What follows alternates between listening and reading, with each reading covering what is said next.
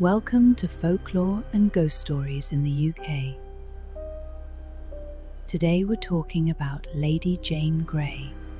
Lady Jane Grey, the 9 Days Queen, executed in 1554 at age 16 or 17, is one of the most famous ghosts associated with the Tower of London. Often described as a white, shapeless form on the battlements, specifically near the Salt Tower, her apparition is famously reported on the anniversary of her execution, February 12th, with sightings reported by guards as recently as 1957. In 1864, at the Tower of London, a yeoman warder claimed to see a whitish female figure and tried to charge it with his bayonet, thinking it was a person. On February 12, 1957, the most famous sighting occurred on the anniversary of her execution. 2 guards reported seeing a white figure or phantom woman gliding above them on the battlements near the Salt Tower, Bradgate Park in Leicestershire, her childhood home, where her ghost has reportedly been seen on many occasions on Christmas Eve.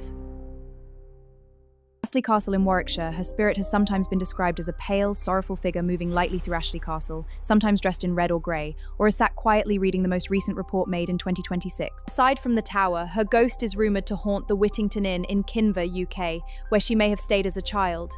She is reportedly seen gliding down a staircase into the main bar. Some reports, particularly from the 1864-1957 sightings and at the Whittington Inn, describe a headless, white apparition walking around the scene of her death. Witnesses usually describe her as a young woman in white or a long flowing dress, often appearing melancholic rather than threatening.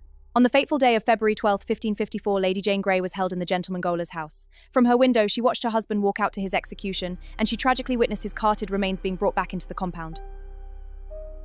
Shortly after seeing her husband's body, Jane was led to a private scaffold on Tower Green.